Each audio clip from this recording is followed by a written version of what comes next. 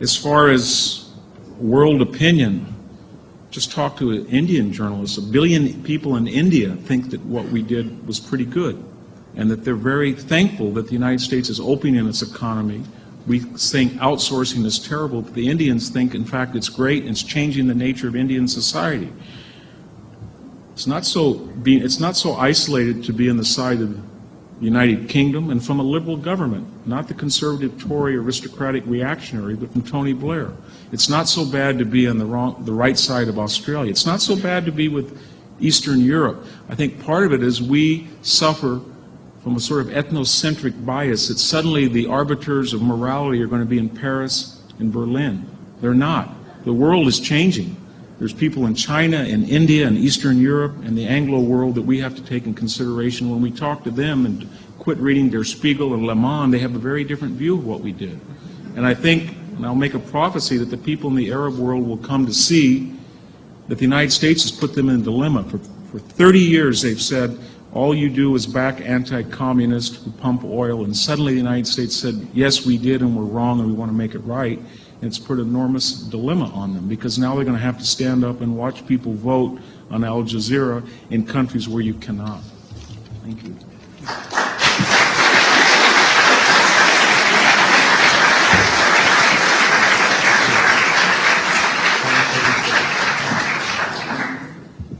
Now, Professor Edsforth will have 5 minutes for a closing statement. Thank you again for being here. Thank you, Victor Hanson, for this wonderful civil debate we're having. Unlike Professor Hanson, I believe evolution is a fact, and that human beings are part of the natural world, and that we evolve just as all other organisms evolve, and it didn't stop back in ancient times. It's an ongoing process. As I said earlier, that we are different from most animals in that we dramatically alter the environments we live in. Now, to evolve is not to lose those characteristics that were part of our makeup, an earlier point in recorded history, but it is to, in the cultural sense, learn that we can repress certain behavioral instincts and encourage the expression of other. And we are, after all, mainly a cooperative species. Even our free enterprise economy is characterized by massive organizations with tens of thousands of employees who work every day cooperating toward a common end. Our towns and villages and cities are models of cooperative activity. The world economy is a model of cooperative activity, even though we see in it some nature red in tooth and claw kind of competition, some social Darwinism. That is not the way the world actually works. It's only been a century. Maybe, can I get 30 seconds more here?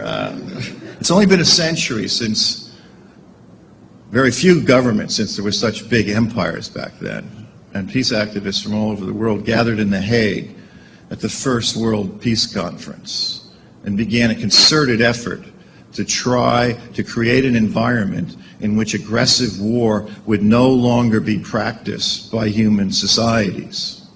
This is not to say that our human instinct for aggression would be eradicated. It's not to say that organized violence would disappear. It's not to say that civil wars and conflicts would go away. But it is to say that we could reorganize the world system, and it has been reorganized many times in recorded history. This state system, which has changed so dramatically, especially in the last half century, only traces itself back to the Treaty of Westphalia. There have been many world systems, that we could build a world environment in which interstate war, aggressive war, would no longer be accepted as politics, as legitimate, as justified, We've come a long way. The United States has been backing off, and this is a great irony in its history. We are the source of these ideas. The League to Enforce the Peace was created in America while Europeans fought in World War I, and we stood outside hoping to intervene. It's our idea. The UN is President Roosevelt's project in 1944, 1945. The Geneva Convention are our ideas. They trace themselves back to Lincoln's General Orders No. 1 to Sherman's army as it entered the South. How to conduct warfare in the midst of civilian populations. Most of these things are our ideas, but we're backing off. Only Somalia hasn't ratified the Convention on the Rights of the Child, Somalia and the United States. Why? Because we want to be able to put children into war. We want to reserve that right in case we should have to use them. The United States stands apart from all these other nations that Victor Hanson just mentioned in not being willing to create the Treaty of Rome, which doesn't create a court where America's going to be dragged. The country has to fail to prosecute war criminals, and it has to agree to send people to the treaty or the court in Rome if it is to act. And these are provisions the Clinton administration actually negotiated into that treaty before it withdrew. We've abrogated the Anti-Ballistic Missile Treaty. We are acting to abrogate the Treaty on Demilitarization of Outer Space. We want to put weapons up there. No other country's contemplating this. What we have today is not conservatism, but radical reaction that seeks to turn back the clock to an era in which war was considered to be a legitimate means of policy, and leaders could make the decision for war knowing they were justified on those grounds. I think we should lead the world in creating this new environment, not stand as a roadblock before its creation. Thank you.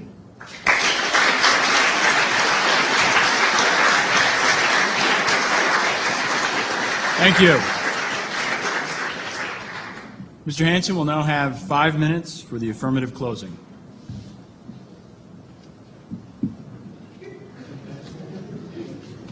Like Professor Edsforth, I believe in the Enlightenment, that with great 17th and 18th century notion that natural phenomenon could be discovered through reason rather than superstition.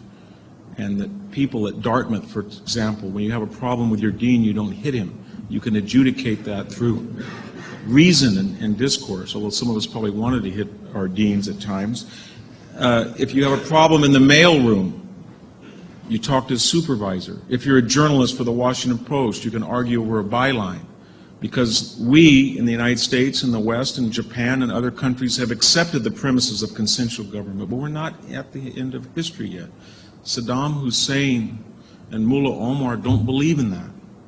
They haven't got there. They don't. If you read what the Taliban and Bin Laden and Saddam Hussein wrote, they believe that democracy and equality and the rights of homosexuals and religious tolerance are not the sign of a sophisticated, enlightened society, but a sign of a bankrupt and corrupt society.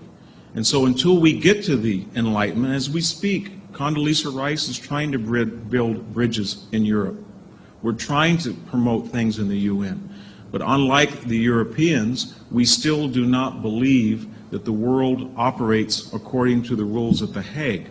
We don't believe the Taliban. We don't believe Mullah Omar. We don't believe the Iranian mullahs quite believe in the Enlightenment. Not yet. Until we get there, I think most of us would put our faith in the Abraham Lincoln rather than the International Court at The Hague.